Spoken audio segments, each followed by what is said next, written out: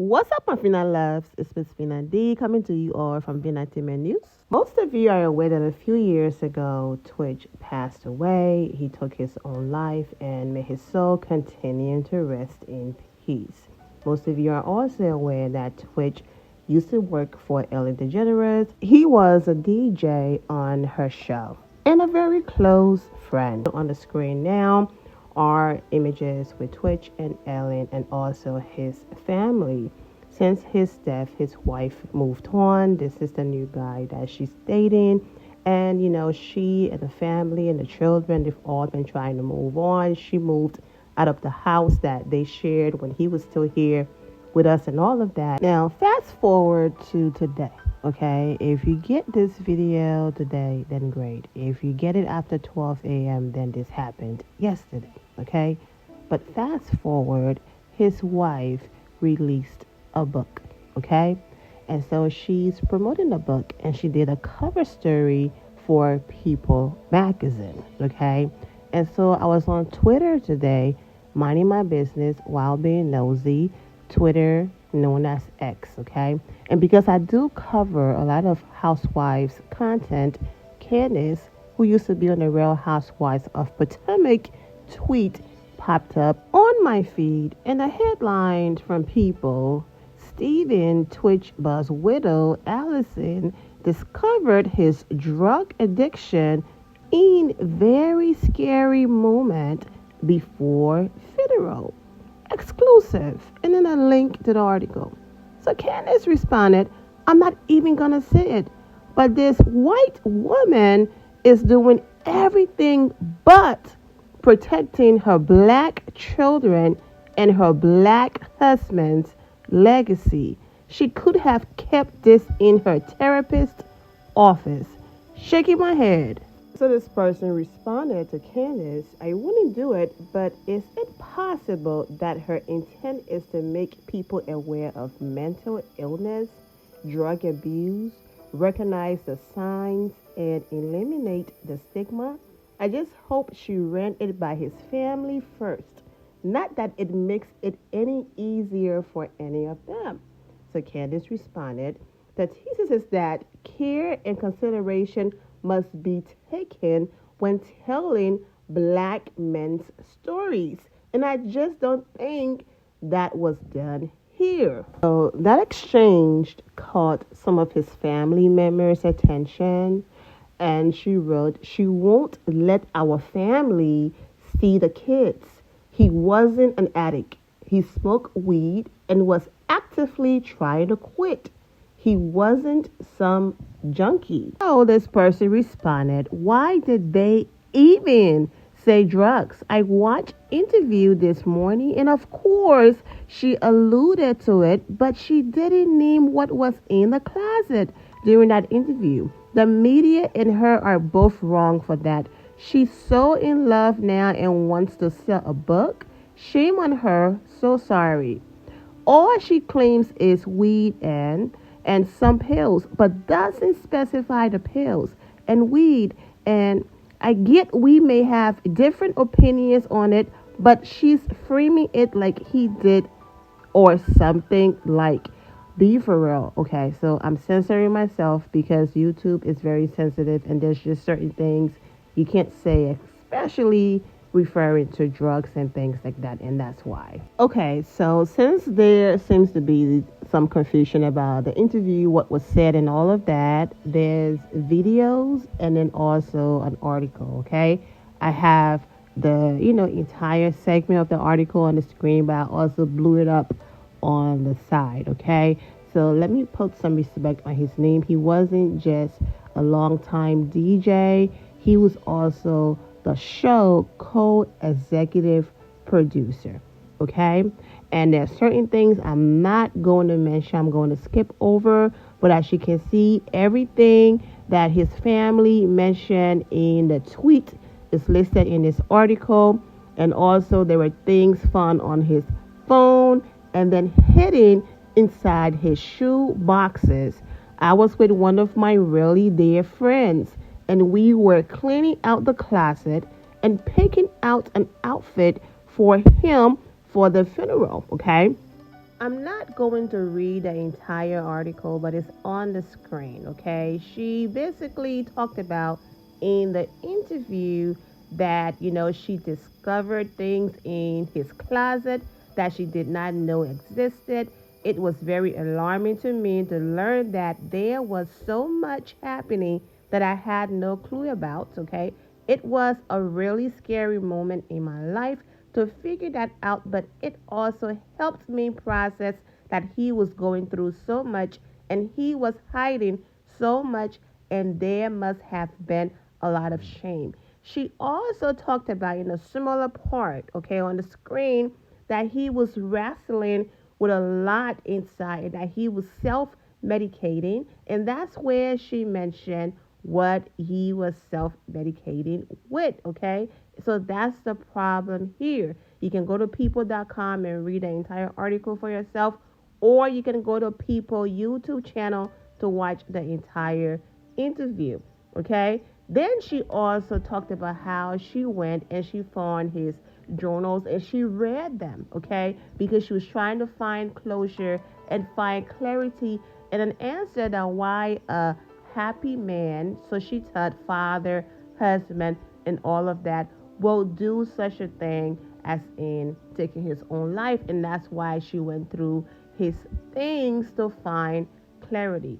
So not only is the headline just damaging, but talking about what she read and personal things that he wrote and all of that. No one is saying that his wife doesn't have the right to tell her story. This is her story. But people just felt like with his legacy and all of that, what are you really gaining? Well, she said in the interview, if telling his story and her story could save at least one life, then she did her job, and that's why she's doing this. Then you have the other side where people are saying, well, we don't know financially what he left behind. And what if, she's telling her story, but she is going to make money from telling her story. She, does have children to take care of. He's no longer here. So what if, financially she needs to take care of her kids and she's telling her story, and the funds from there will also continue to help, with her livelihood, with her family and all of that.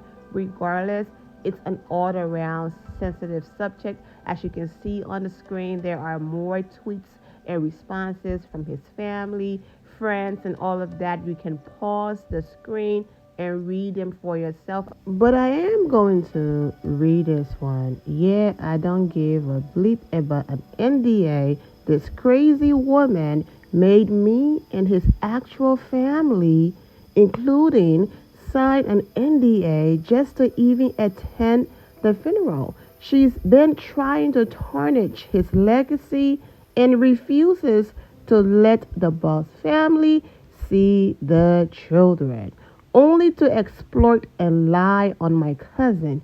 Hell no. And if you are paying attention to the screen right now, she did not stop there. There are more tweets and responses on the screen. So go ahead and put it on pause and read it for yourself, because we will be here all night if I read every single tweet, because not only did things happen on Twitter, okay, she also posted articles basically showing that he had no drugs or alcohol in his system at his time of death. And then we move forward to Instagram, where some of his friends and family also went in on Instagram. It is and was a lot going on. And Allison did repost something responding to the backlash. So let's get into that. So this person wrote, the fact that people are tearing Allison down, especially people that were supposed to be in her corner, former colleagues, friends, some of her late husband's family, when she has slowly started to work out the events of the last 2 years and is hoping to share her story to help others, is wild. Let's not forget that she is also a person with emotions, with grief, and with a story. She is allowed to share what she's going through and do it so that she can be transparent and help others in the process. Allison, I hope you know that even though there is some emotional hate coming at you, that there are so many more that love you and your honesty and vulnerability. Now, let me say this, okay? The issue that people are having, not only, protect the kids and protect his legacy. The problem here is if what she's saying is the truth, this man was hiding things in shoe boxes, and as his wife, he didn't find you to be a safe space and place enough to talk to you about these things.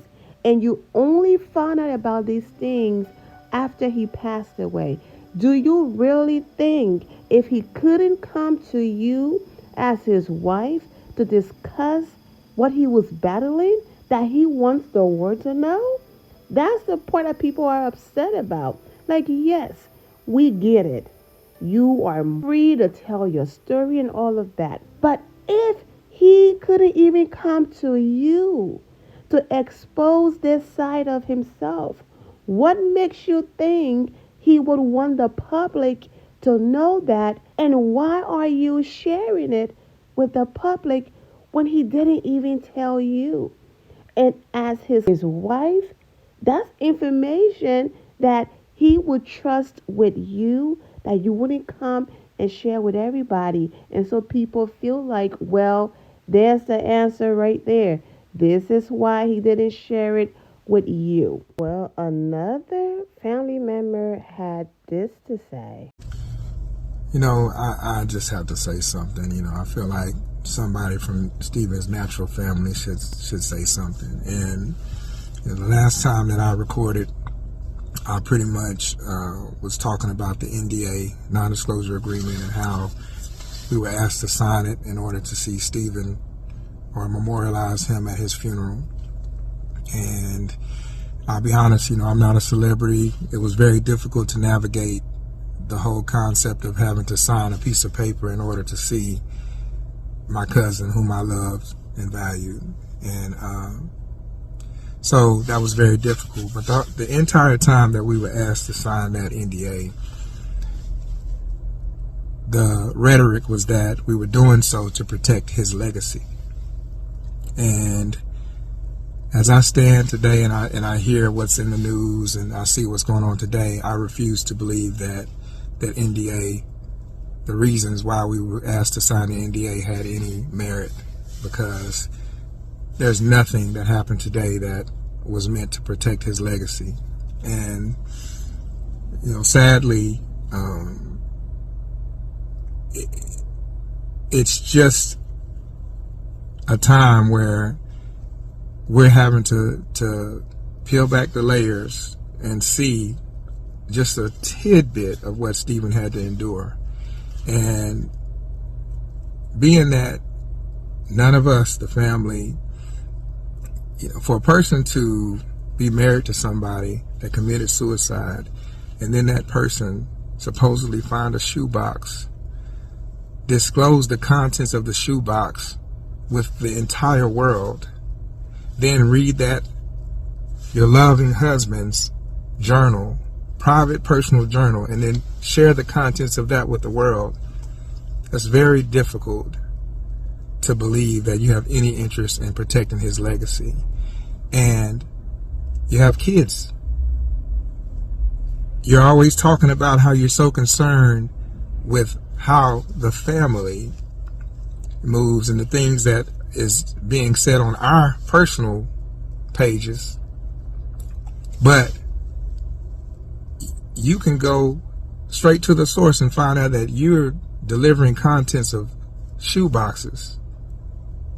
So let me ask the question, who stands to gain from this? Is it the world, or is it you?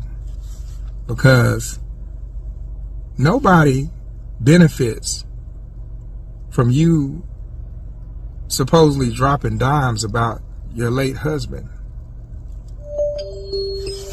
Honestly, that's the weirdest energy. It's weird.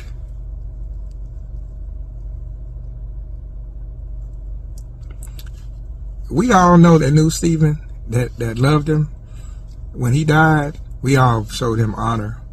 We've all showed him appreciation. We've given him tributes. We've given him posts. You can carry on the charade with the public world, but we know exactly who you are. We see you. We dialed you up. And at the end of the day, you can act like however you want to act. You can be as Hollywood as you want to be, but you still got to live with yourself. Do you like what you see in the mirror? A liar? A narcissist? For what?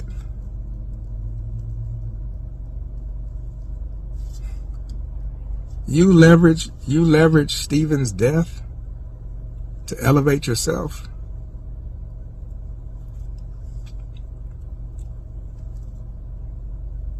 It's sad.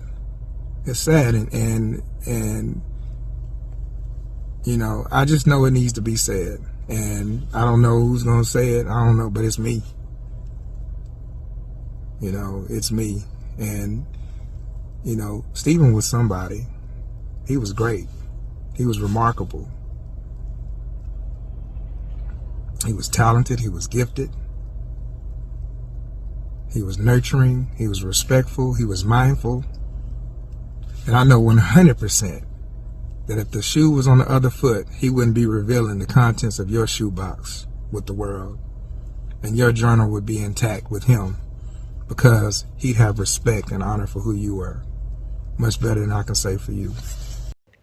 He basically just said most of the things that I've been saying. Like, if the man wasn't even comfortable with sharing certain things with you, his wife, then what makes you think he will be okay with you sharing that with everybody in his death? There's a lot more tweets and Instagram captions and all of that. So as I get to the end of this video, I'm just going to put them on the screen because I can't get to, basically reading every single one of them.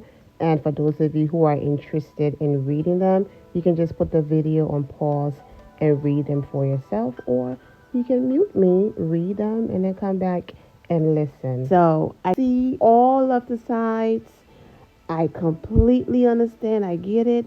She's going through her grieving process and a healing process as well.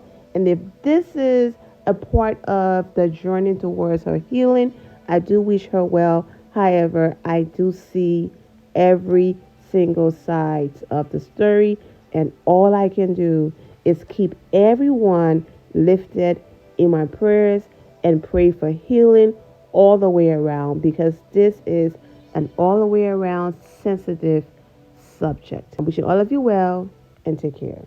Thank you all for your love and support. If you're not subscribed to the channel, go ahead and subscribe to the channel. Go ahead and leave this video a thumbs up. Also turn on notifications so when I do post, you're aware that I posted. And I will see you all in the comment section. Remember to always have the God bless attitude, which is being positive at all times and seeing the good in every situation. Have a great day, guys. God bless.